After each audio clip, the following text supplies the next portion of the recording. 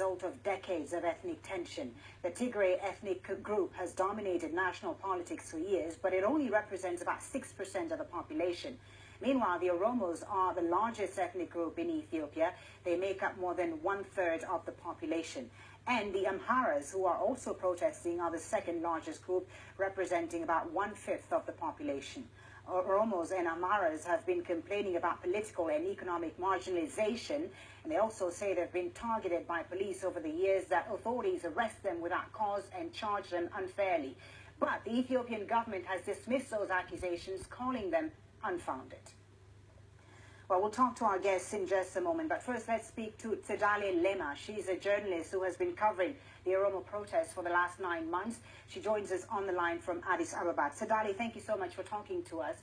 The UN Human Rights Commissioner has described the news from Ethiopia as extremely alarming. Tell us about what happened during the recent protests and what the situation is now.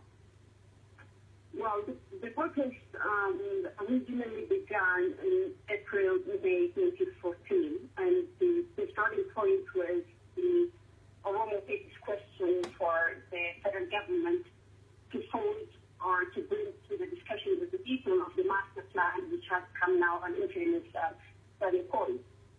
What's happening right now is a widespread protest throughout, I would say, the Oromia regional state, in most parts in the Amhara regional state as well. So as journalists who have been trying to cover the issue, I am extremely not at ease to tell you what exactly is happening, because our ability to go around and report on exactly what's happening outside the clusters is extremely constrained by the excessive presence of the federal army in most places where the protests are happening. What's happening within social media and calls that we are receiving as media, these protests are pretty much covering all the regions now, from east to end. That's what's happening right now. The worst of it being the protest last weekend. You spoke about the difficulties, Tsedale, of covering this story. You've covered this conflict extensively. Tell us more about what you've experienced as a journalist trying to report on this story. Give us specific examples of how it's been difficult for you to get to the heart of the story itself. Well, there was a statement, for example, yesterday that was released by the Association of Foreign Journalists in Ethiopia, highlighting the incident in which 3 Austrian members have been arrested in the country when they were going out to cover that. This is not the first time it has happened. This is the second time within the last 9 months since the start of the second round of protests. We take the same problem when we are trying to cover that. Going outside of the capital to these places, particularly places where, for example, in Ambu, which is just 125 kilometers west of the capital here, the fact that the security presence there makes our work extremely difficult, and also sends the signal to the people that they cannot come out to tell their stories to journalists. So the people are also intimidated. And whenever we have that encounter with security forces, we cannot say that, okay, we are journalists who are there to cover the process. So this has made it extremely difficult for us to report on what exactly is happening in these places. Okay, thank you so much, Tsedale, for taking the time to speak to us. Tsedale Lema, Ethiopian journalist, joining us on the line from Addis. Thank you. Well, let's now bring in our other guests for today's Inside Story. Joining us from Addis Ababa is Getachew Reda. He's the Ethiopian Communications Affairs Minister for the government. In Nairobi, we have Felix Horn, Ethiopia researcher for Human Rights Watch. And in Lansing, Michigan, in the United States, we're joined by Ezekiel Gebisa, Professor of History and African Studies at Kettering University. Thank you all, gentlemen, for being on Inside Story. Mr. Reda in Addis Ababa, if I may begin with you, how does the Ethiopian government justify using deadly force against protesters? In Bahir Dar alone, 30 people died last Sunday. What happened? You see, sometimes when you assume numbers without even having to check whether that is actually what happened on the ground, as Tsedale earlier was saying, she has this contrived difficulty of having access to protesters in some parts of the country, and yet it doesn't prevent her from making up all kinds of stories about what has happened on the ground, when in fact she's complaining about not having had access, which I believe, because I know Sadala, she has hardly had any But that problem wasn't my having access question, to Mr. Reda. things. My question to The you is problem not is- about the the journalists problem- getting no, no, access. We'll get to that in just a moment. Let me just I'm ask you my answering question, your because question. international, everyone has seen the pictures of Ethiopian security forces kicking protesters. My question to you is, why is the Ethiopian security, or why are the security forces using deadly force against protesters? Look, security forces are taking measured responses when there are violent protesters and when people are particularly using deadly force against security forces and against civilians in the name of protesters. Of course, you would expect the security forces to respond in kind. But for you to assume that whatever numbers are being plucked out of thin air by activists are actually the facts on the ground, that would give journalism a very bad name. So what I'm saying is, in Bahar Dar, what happened in Bahar Dar was the protesters, although not authorized, were bullied. The people were chanting whatever slogans they had. One doesn't have to agree with whatever slogans that were being chanted by the people. But what mattered, at the end of the day, there was a violent incident involving people among the protesters throwing grenades at institutions and at people. And of course, the security forces would normally respond when there is a violent reaction involved. Okay, we've heard your response. Let me bring in Felix Horn of Human Rights Watch. Right. Felix Horn, Mr. Reda says the numbers are wrong, the numbers are exaggerated, and that these were not peaceful protesters. What is your response? Well, he's right in one way. Access is restricted for civil society, for media, which makes it very difficult to ascertain the numbers definitively. Having said that, Human Rights Watch released a report in June that documented the killings of at least 400 protesters. That's based on hundreds of interviews with victims, with witnesses, and with perpetrators too, with his own security forces and with OPDO officials who corroborated many of these stories. There could be no justification for the shooting of unarmed protesters, of the detention of tens of thousands, and of the torture and detention that we continuously hear about, and where people physically show us the scars that they have endured through that torture. Now, there were some acts of violence by protesters, that is true, but it was very, very minor from what we could gather, and certainly doesn't justify the brutal and lethal response that is really enraging and ensuring that these protests will continue. Before I bring in Ezekiel Gebisa, Mr. Reda, I just want to ask you, if, as you say, these are not peaceful protesters, if the Ethiopian government has nothing to hide and nothing to be blamed for as far as the protests were handled last weekend, why wouldn't you allow international observers in to investigate? I don't know why at this point we are all of a sudden interested in international observers, because the government is working with the people, and most of the people in some parts of Oromo and Amhara, where this protests took place, are already having extensive consultations with the government. And of course, it is only the people in the government who have every right and every power to address whatever grievances there are, which have given rise to people protesting out in the street. Whether those protests turn out to be violent or peaceful, ultimately the decision is going to be for the people in the government. But the Ethiopian government, Mr. Reda, has time and time again said that it's open for business. The Ethiopian government has said it's open for business, that it's open to the international community, so why not allow observers in? Why? I mean, you see, the most fascinating part of this human rights, UN human rights observers thing is probably the UN has the third largest mission, probably the second largest mission in the world, here in Addis Ababa. Human resources are never in short supply in this part of the world. And why would we be interested in a certain investigation panel when in fact the government, a very responsible government, and responsible people are ahead of the matter and trying to address whatever challenges there are?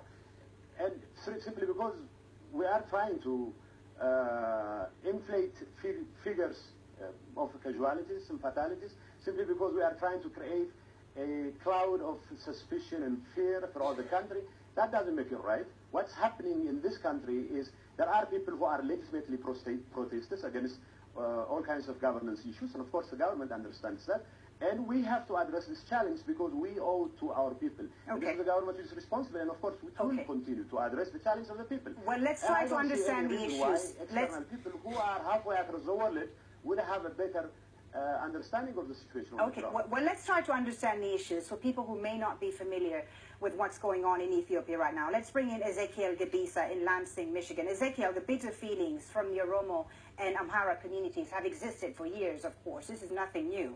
We've had separatist groups like the Oromo Liberation Front, the Ogaden National Liberation Front that have been vanquished. So a lot of people are wondering, why is this all resurfacing now? Why is it all exploding now again? What's happening here?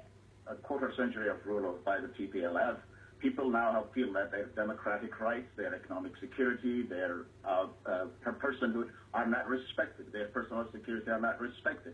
People don't have the regularity of life. They can't go out and come back home safely. This is what is happening, that it's not even a question of politics or economic or constitutional rights. It's a basic human security that people cannot go out and come home because the government has all kinds of laws, anti-terrorism law, press law, anti-charities law, that people cannot exercise the basic human rights that are enshrined in the Universal Declaration of Human Rights. That is what the cause is, that people just cannot go out and come back home safely. There is no regularity of life. Everything is violated. The government is exercising the rule of violence rather than the rule of law. It's the rule of by law rather than the rule of law. The government could say all kinds of things that people around the world are able to see on social media, different kinds of images, that people who are exercising their constitutional right, their the federal right, are simply shocked. Okay. Let me, we still don't know what precisely the people that we've seen on the streets, what they're demanding. Let me bring in Felix Horn, because you know this region very well. You know Ethiopia, Eritrea. The people that we've seen protesting, the government has dismissed them as social media activists, rejectionists. Tell us, Felix, who exactly is on the street right now? What are they protesting for? What are their demands? I mean, I think in Oromia and Amhara there are different demands, but in Oromia the underlying causes, the underlying demands are about really about the government's approach to development and the potential for displacement of Oromos from their lands. It's increasingly about the conduct of security forces and the continued use of lethal force. And it's about decades of discrimination and human rights abuses by successive governments. In the Amhara region, where the protests have only started in the last couple of weeks, it's about that domination of the TPLF and the inequities around economic and political power. And it's about ethnic identity. And as Ezekiel mentioned, this all takes place in a broader context of lack of ability to peacefully express dissent, whether that's through the media, through civil society, through the electoral process where the ruling coalition has 100% of the seats. So this just means there's no place to peacefully express dissent, and that's one of the reasons why we're seeing such an explosion on the streets of Ethiopia today. Let's ask Minister Reda about this, the issue of being able to express dissent, Mr. Reda. Many of the activists inside Ethiopia that we've reached out to ourselves here at Al Jazeera have told us they won't speak to us because they are not feeling safe speaking to us. They feel insecure, under threat. One activist that I actually spoke to on the phone today told me that he'd received death threats and that he wouldn't come and speak to us on Al Jazeera. So why is the Ethiopian government stifling expression? What's happening here? Look, I mean, if somebody thinks they're going to be arrested because they say something out in public, well, I would say they are entitled to their own opinion, but they must be lying through their teeth, because Sadala, as you said, is one of the most vocal journalists in this country. She was speaking to you on the phone from Addis. She doesn't have the list of fear, if you will. Her coverage of the circumstances in parts of Oromia have been outrageous as far as I'm concerned, but still, she has every right to say whatever she wants us to say. The thing is, so are you denying that the government has intermittently, for instance, cut off the internet to not allow people to protest? Why cut off the internet, for instance, then, if people are allowed to say whatever they want? We didn't cut off the internet. We imposed a limited ban on social media for 3 days, and because social media, you know, as you might think, if you think it's the most solid and the most dependable source of correct information, and then of course you don't have any clear idea of what social media does, because it was being used to churn out false information after false information, mostly seditious remarks, trying to agitate people, not just against security forces, but also against fellow brothers and sisters. And of course, as a responsible government, we decided to put on hold the kinds of vitriol that was running around social media. But that ban, after 3 years, was lifted. Now, having said that, in this country, you see, we are trying to create a society which fully accommodates diversity, a political order which fully addresses the rights and human and democratic rights of the people. Of course, we have a long way to go before we can achieve the kind of stellar democratic order that the rest of the world thinks. Felix doesn't seem to agree with you on that. Felix, what has the government done to address these concerns? We have tons of problems. We have problems here and there, but we are on the right track because we are working with the people, simply because people halfway across the world are trying to give you a concocted idea of what the let's allow the others to respond, Mr. Reda. Let's allow Felix, for instance, to respond. Felix in Nairobi, you disagree with what Mr. Reda has said. He says that they've addressed some of these concerns. Maybe they haven't done well and they're still trying to do so, but they are addressing the concerns. What do you respond? By any measure, Ethiopia's human rights trajectory is getting substantially worse. I mean, you know, he handpicks certain examples to show that the media freedoms, for example, are present in the country. But if you look at the overall trajectory, Ethiopia is still one of the largest jailers of journalists in the entire continent. There are many journalists, hundreds of journalists, in fact, that have fled Ethiopia because they feared arrest. I mean, this is the reality. It's getting substantially worse. To go back to his earlier point about the lack of need for international observers, I mean, Ethiopia has shown no willingness to ever investigate or hold to account security forces implicated in abuses. This goes back to the 2003 massacre in Gambela, when Human Rights Watch believed that the abuses amounted to crimes against humanity, or in the Somali region where war crimes were committed by the Ethiopian National Defense Forces. There was no desire to investigate. In terms of the current protests, the Ethiopian Human Rights Commission, that has the mandate to investigate these sorts of abuses, presented a verbal report to Parliament in June, where they came to the conclusion that the use of force was proportional to the risk that the security forces faced. Now, no written report has ever been released that would justify such a seemingly politicized conclusion, and I would encourage Getachew to please ensure that report is released so we can understand how that conclusion was arrived at.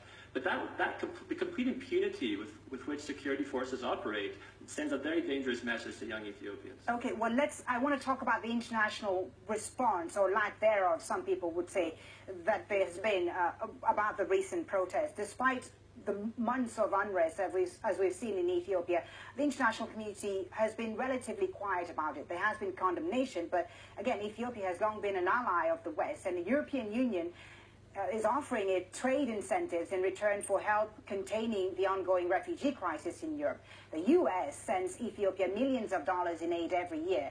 They rely on Ethiopia as a security partner in the region. It has been a crucial part of the fight against al-Shabaab in Somalia, for instance. Ezekiel Gebisa, given all this, given the relationship that we've seen between Ethiopia and Western countries, the U.S. and the European Union, can we expect any sort of condemnation of the recent protests, a stronger condemnation anyway? We are seeing some responses from the European Union and even from the United States Congress. I think the idea that this government could continue to be a security partner for the West is really diminishing by the day, because a government that is using strong arm tactics, shooting at its own people, cannot be a reliable security partner. I think that there's growing realization around the world because of the Oromo protest and the blatant disregard of human rights and the killing of people with impunity has enraged even the world community. It has really rubbed people around the world in the wrong way. Government cannot continue to do that. They have to address the issues. They have to confront the issues that are bedeviling Ethiopia. They have to listen to the people. The demands are legitimate. They're saying on the one hand, demands are legitimate. On the other hand, they shoot at them. This cannot be sustained. They understand that they should be able to talk to people. They should go back to the democratization process. Otherwise, even world public opinion is going to turn against them when they are killing 8-year-old and 8-year-old. Okay, let's allow Mr. Reda to respond. Let's allow Mr. Reda to respond. Mr. Reda in Addis Ababa, Mr. Gebisa says that the Ethiopian government can't be seen as a reliable partner by the international community if it continues with these abuses. Your response? I have heard him loud and clear. I mostly agree with what Ezekiel has to say about the government's responsibility to talk to the people. Because ultimately, legitimacy crisis is home. It's not so much the function of whether the West considers us an ally or not that ensures the stability of this country. Ultimately, the stability of this country depends on whether or not the government is able to accommodate the interests of its people, whether or not it is ready to address the grievances of its people. And of course, we are mindful of the need for consulting our people on every issue that arises, whether this is in terms of governance, whether this is in terms of security, whatever. So ultimately, the legitimacy of this government and the continuity, if you will, of the state will depend on how effective it is in addressing the grievances of the public. So whether or not our friends in the West or in the East still consider us an ally against whatever international or global or regional challenge there is only a function of how strong we are at home. Okay. So, yes, we are working on it. And as far as we are concerned, what matters to us is not whether the rest of the world thinks of us as a dependable ally, because what matters to us is whether or not we are able to deliver to our people, okay, whether or not we are able to address whatever challenge that our people face. Okay. That's the most important part of the story. Okay, thank you so much. We're going to leave it there. Thank you so very much for a very interesting discussion. Getachew Reda, Felix Horn, and Ezekiel Gebisa. Thank you all for joining us on Inside Story.